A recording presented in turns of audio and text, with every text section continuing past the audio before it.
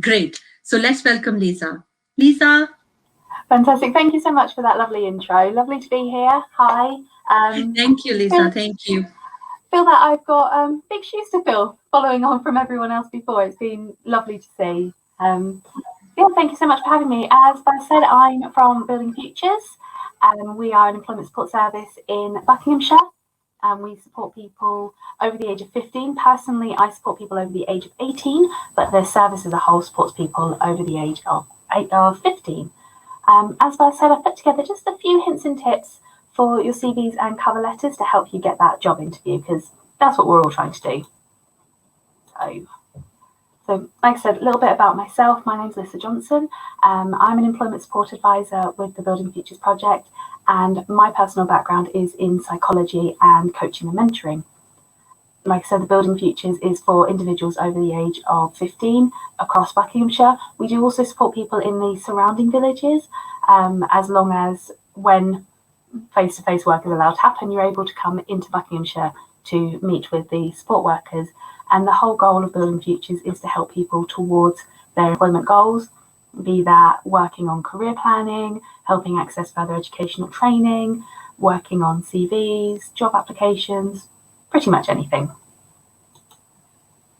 So, for the whole point of this really is help yourself get an interview, because for most jobs, the interview is your way to get in there. And most of them you will need to complete a CV or an application form, or maybe both. And from there, you'll be invited to an interview. And the interview is where you can really sell yourself and wow the employer. But you need to be able to stand out to get that interview. On average, an employer looks at a CV for about 5 to 7 seconds before they make a decision about whether they read on through the CV or move on to the next one. And especially at the moment, it's even more important that we stand out, because on average, there's about 25 applicants per vacancy advertised. So we want to do everything we can to make sure that your CV and cover letter stands out and wows that employer. So every application and job has different key points to highlight. Some may be more focused on skills, some may be more focused on qualifications or on previous experience, but there are a few universal factors that can make the difference between the interview or sadly getting rejected. The biggest one that I cannot push enough is always proofread your work. On average, 77% of employers would reject a CV or cover letter instantly if it had glaring spelling or grammar mistakes.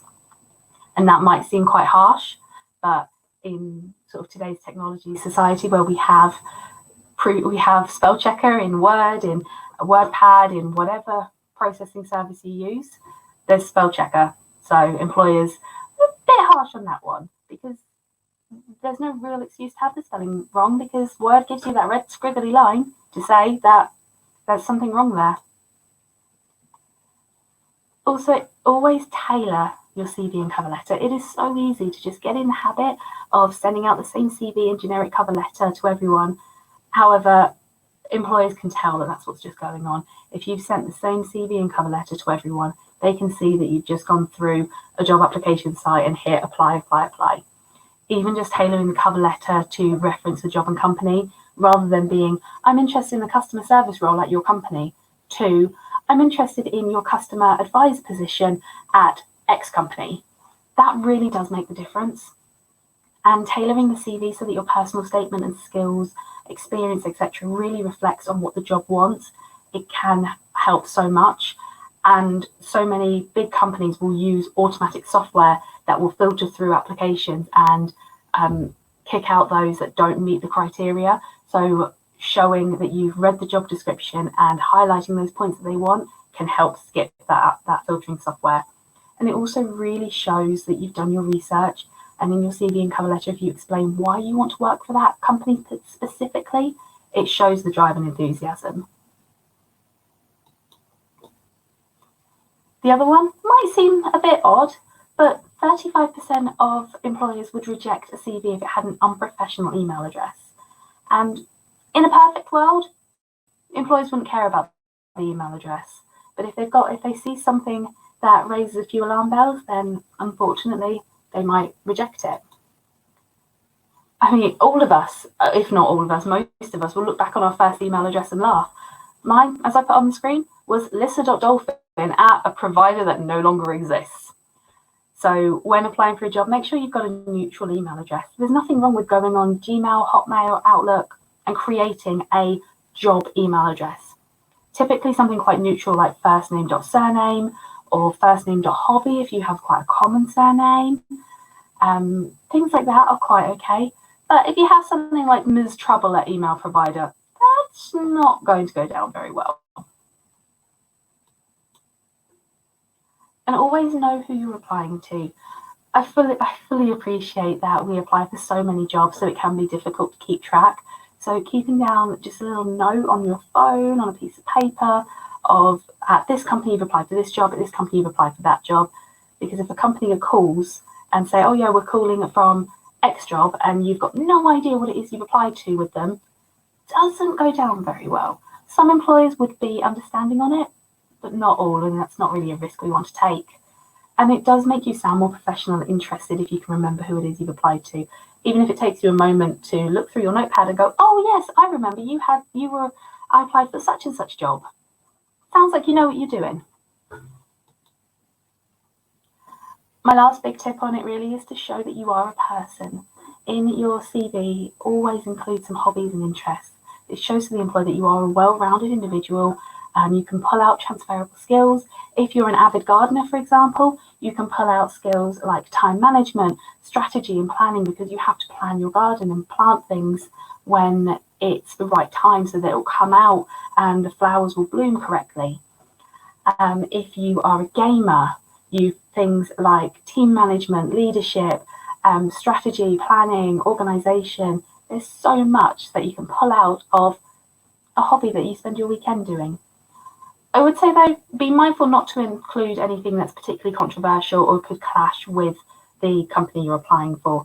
Things like political standings, activisms that could clash with the company you're applying for, sports teams if you're applying for competitors.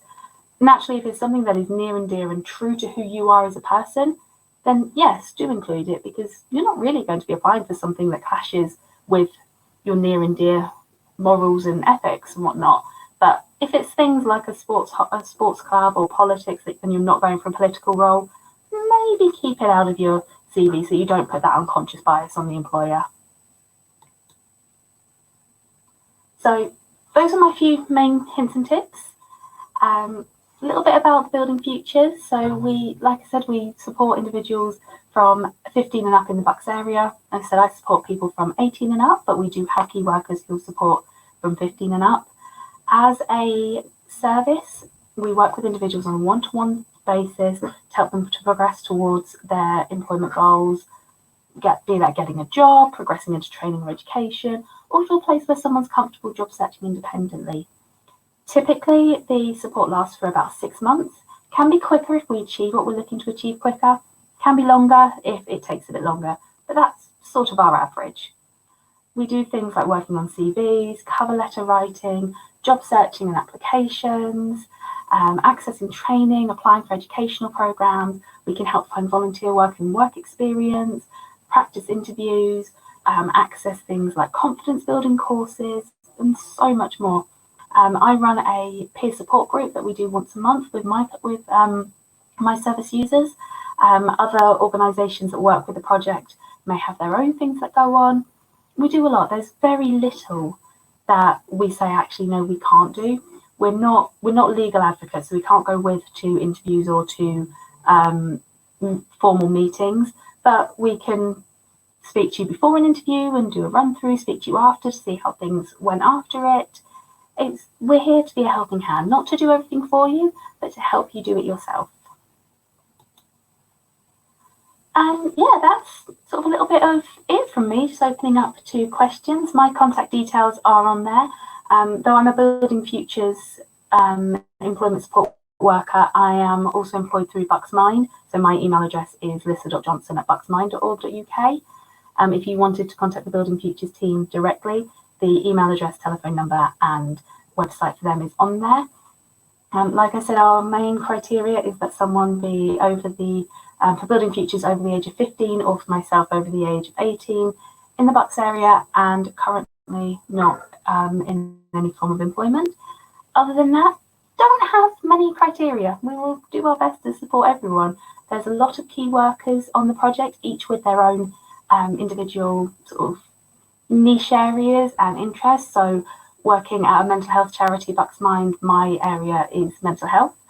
So is my team, but we also have people with expertise and knowledge in things like substance misuse recovery, criminal background checks, lots of different specializations. So if one key worker isn't perfect for you, there will be other ones.